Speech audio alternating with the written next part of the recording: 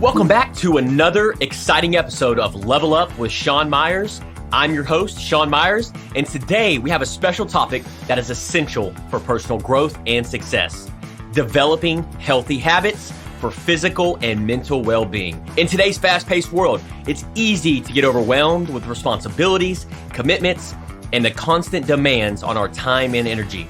That's why it's crucial to establish healthy habits for physical and mental well-being. Today, I'll be sharing practical tips for integrating them into your daily routine. So let's jump right into it.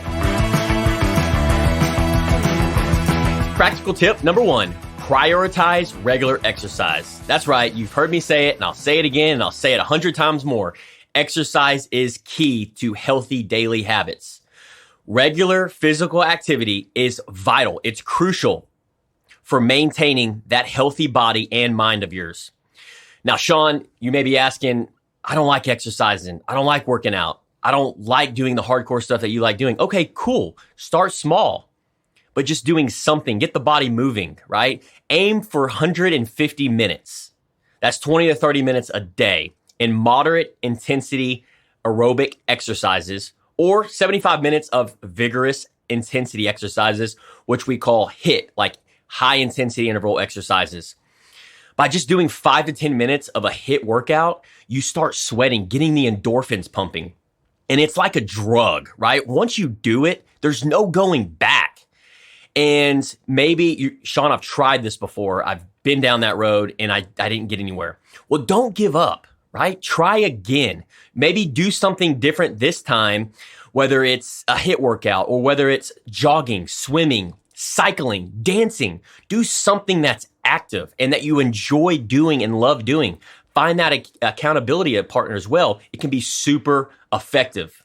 So finding that form of exercise that you enjoy, you will try to, I would encourage you to make that a regular part of your daily and weekly routine. It's a life changer. It's a game changer. You feel better, you show up better, and you got a pep in your step, right? Okay. Another practical tip, adopt balanced diet. So I don't like the word diet. What I like is a lifestyle change, whole foods, balanced whole foods that you're putting in your body. And so what I try to do is an 80-20 rule. And before this, I'm 36 years of age. And before this, I was just putting anything in my body, man. I was literally putting pizzas, cinnamon rolls. Probably if there's 21 meals in a week, right? Breakfast, lunch, and dinner every day times 7, that's 21 meals. I was working out nonstop, and I was eating half those meals, typically anywhere from 12 to 14 meals, just crap food, junk food, fried food, pizzas, whatever I wanted to eat. I was just maintaining, and I was gradually putting on weight as well. So now I follow what's called an 80-20 rule, because let me be transparent with you. I still love food. We're human beings. I'm sure if you're listening to this, you love food too. How can you not, right? The food is so dang good. So I follow an 80-20 rule. It's a lifestyle change. So 80% of the time, I'm eating whole foods, green bell peppers, eggs, grass-fed steak, organic foods, mushrooms, protein, chicken, right? I'm putting the whole foods in my body that allows me to show up a better version of myself every single day and feel good. And then the other 20% of the time, guess what? I'm eating pizza. That's right, baby. I'm eating pizza. I'm eating maybe a cookie. What about them cookie crumbles? Who's a cookie crumble fan out there? I know some cookie crumble fans.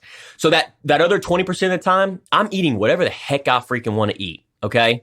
Now, if you had a doctor visit or you're on a mission to, have a 12-pack and you've got this real fine diet that you need to be on. Okay, cool. Maybe you have to be maxed out 100%. But is it sustainable? I don't know. That's for you to answer. But for me, in order to sustain this, it has to be a lifestyle change. So I follow the 80-20 rule, and I've found that works best for me. And I would encourage you to try that as well. 80-20 rule. Also, your environment, right? When you're following a balanced diet or a balanced lifestyle change with whole foods, your environment. So do you have cookies in your pantry? Gummy bears? Do you have snacks? What kind of snacks? Is it banana, strawberries, and blueberries? Or is it cookies, cereal, and something else that's not good for you? It's important to have the environment that you're in to set it up for success. Because if I have cookies in my house, if you come over to my house and I have cookies and cereal, then guess what? I'm eating it. I'm the cookie monster. I will devour it. Okay. So make sure your environment, set yourself for success in your environment at your home and where you're going. And then also, if you're going to a restaurant, look at the menu. This is a little golden nugget. Look at the menu ahead of time. So when you go to, we're going to Benihana's, we have a date night every Tuesday, me and my wife, and I've already looked at their menu. I already know what I'm getting, right? I've already looked at the caloric intake, the protein, and that's it. That's what I'm going to keep it to. The last but not least is on the adopt a balanced diet is your why. Why do you want to lose weight? Sean, why do you want to follow the 80-20 rule? Sean, why do you want to set your environment up for this? Well, for me, it's simple. It's because this allows me to become the best version of myself. This allows me to have the energy, the vitality, the bliss, the love, the feelings that I feel when I get to serve an impact through this podcast, through this episode. It allows me to feel the way I feel. It allows me to feel good in the mornings when I wake up because listen, I've been down that road, right? You have the road of most traveled, which is what everybody's doing. They're going to the buffets. They're eating the golden crowds. They're eating the pizzas. They're eating the cookies. They're eating all that crap. I've done that. I have done that for 30 plus years of my life. I know what it feels like after I get done eating that crap food, right? You feel lethargic. You feel like crap. You don't feel like doing anything. That was me. So your why, it has to be more important than you wanting to breathe. And that's me. So I know the next time I say yes to that cookie or yes to that pizza, does it fall in that 80-20 rule? And then I attach my why, I attach an emotion behind it. No, I know what I'm going to feel like once I eat that pizza. So instead, I'm going to have something else that I may enjoy, right? A piece of chicken or salmon and maybe I spice it up a little bit with the ingredients. So make sure you have your why. Okay. Practical tip number 3, sufficient sleep. Sufficient sleep. Guys, if somebody came to me, my 18-year-old younger self said, hey, what's the number one thing you recommend? Actually, there would be top 3, right? You already know that I recommend mentors and coaches if you want to speed up the learning curve and the success of life. I mean, there's not a better hack out there than getting a mentor or a coach. But this is top 3, sufficient sleep. Adequate sleep is essential for your physical and mental restoration. You want to aim for 7 to 9 hours, right? So I've gotten the 5 hours and I've gotten the 10 hours, the 11 hours, 12 hours. So I've been on both sides, right? The road most traveled and the road less traveled. 7.5 hour track is about the sweet spot for me. It may be different for you, but typically humans need that 7 to 9 hours to help improve your body to recover. It helps improve the cognitive function and supports emotional well-being. If you want to show up the best version of yourself for your spouse, for your kids, and to be able to tackle what goes on every single day, guys, you need your sleep and you have to have that balanced diet. Okay. So, create that sleep-friendly environment, establish a consistent sleep schedule, and avoid using electronics devices before bedtime to improve the quality of your sleep. I've talked about this in a prior episode, so go back and listen to that.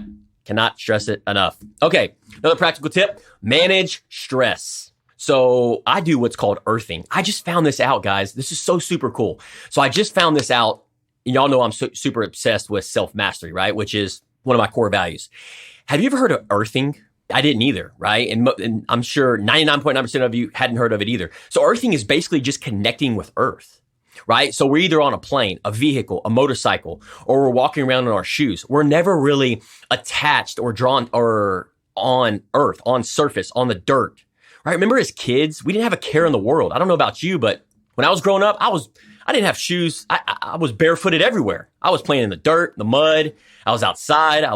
Didn't have a care in the world, right? Peace, no stress, no anxiety, no responsibilities. So earthing, I encourage you to try it out. Look it up. You can even buy earth mats on Amazon.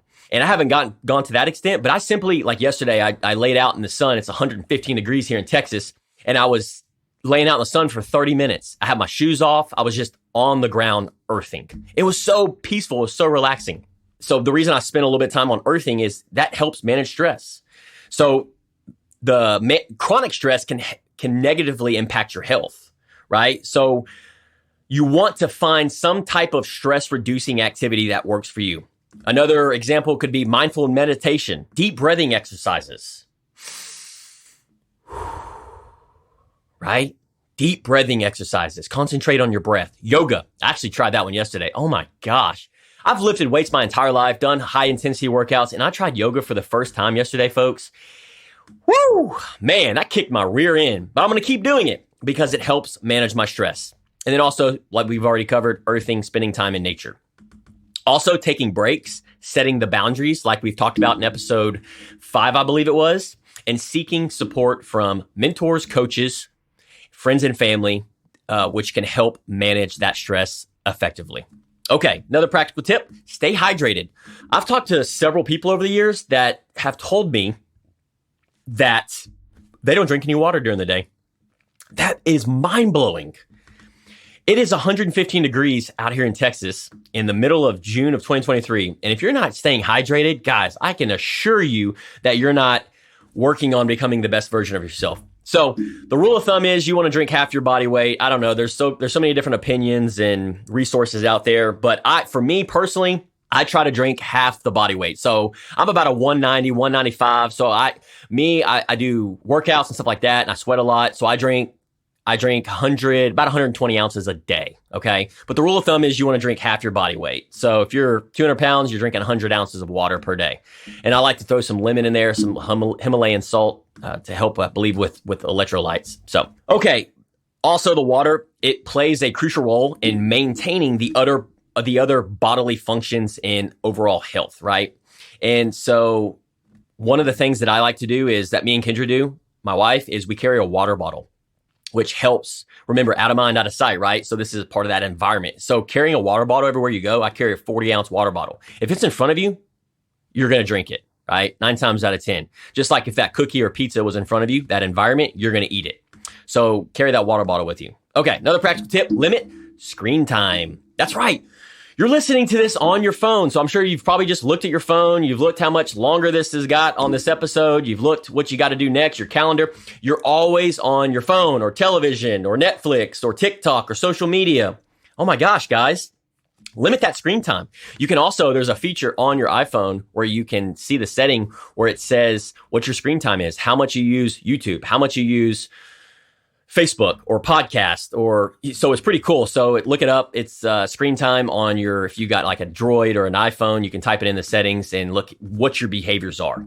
So one of the things that I do on one of the features or the tools that I use, it's called a Whoop, and I journal my behaviors. So in other words, like if I look at electronic devices at a certain time, I know that I need to cut off my electronic devices because I go to bed at 7:30. I know I need to cut off those devices at typically an hour and a half before and put blue light blocking glasses on. Because if I don't, what I've learned in the past is the blue lights from our TVs and our devices and our phones, there's such an array of blue light coming out that it messes with our REM and deep sleep. Yeah, it's crazy, right? So me journaling those behaviors has allowed me to understand that I need to limit that screen time, okay, especially before you go to bed. And then you can also, as far as make time for fulfilling activities like reading, hobbies, and spending more time with loved ones when you limit that screen time, okay?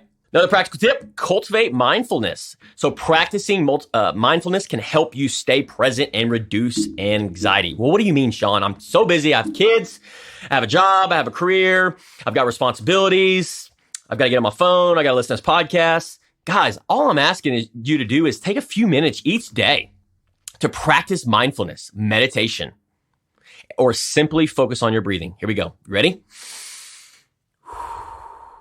Breathe with me. Here we go. Take a deep breath. You hear that? Simply focus on your breathing. Instead of focusing on everything else, instead of focusing on Sean on this episode, instead of focusing on your kids and your wife and your husband and your employee and your employer, focus on your breathing. Mindful eating can also improve your relationships with food and enhance your eating experience.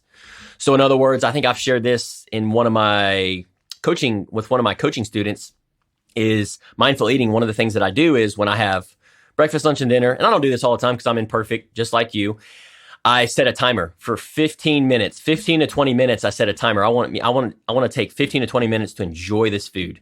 Because what I used to do in the past, don't tell anybody I said this, but this is what I used to do. Oh my gosh.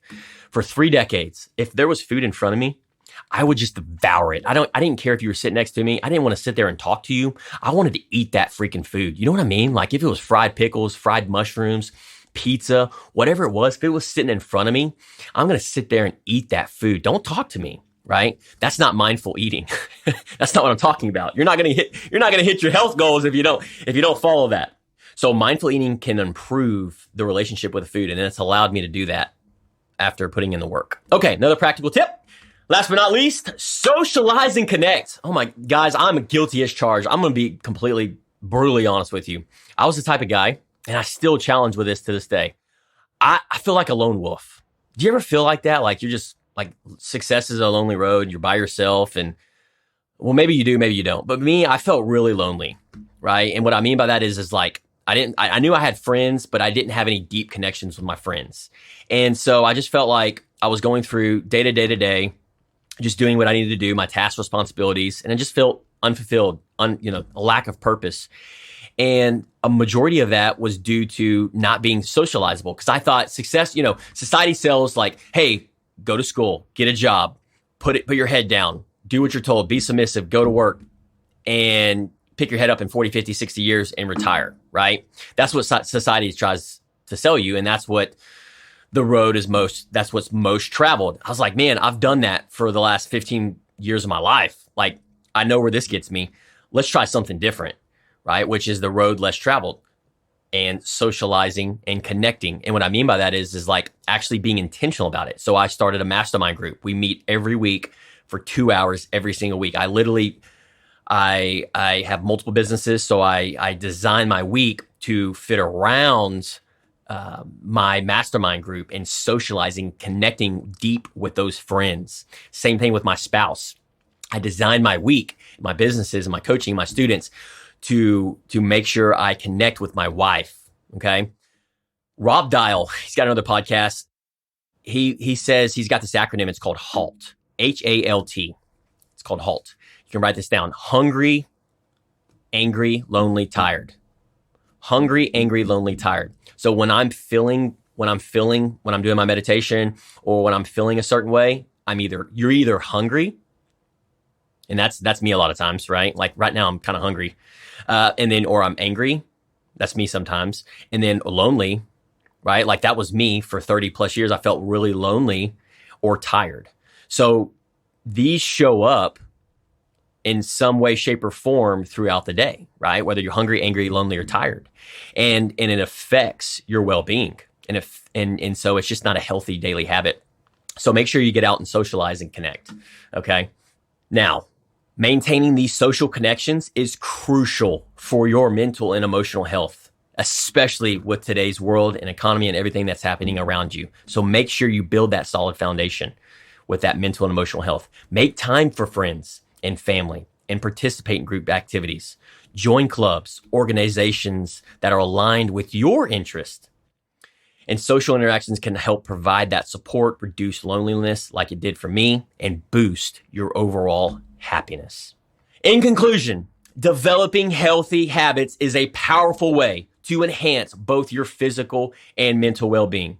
By prioritizing this regular exercise, adopting balanced diet, lifestyle change, and getting enough sleep, managing stress, staying hydrated, and limiting screen time while practicing mindfulness and nurturing social connections, you can create a holistic approach to a healthier, happier, and better life. Remember that small, consistent steps can lead to significant improvements. Small. I'm not asking you to take big leaps and bounds, guys. I'm just asking you to take a small step.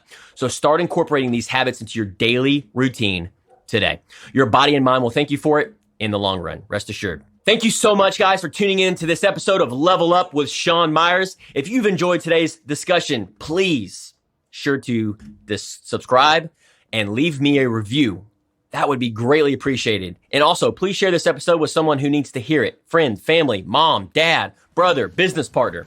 I also love it when you tag me on the social media platforms. This is what gets me fired up, folks. Stay tuned for more exciting episodes where we'll continue to explore topics that empower you to level up in all areas of life. Until next time, keep learning, growing, and leveling up in the journey in becoming the best version of yourself.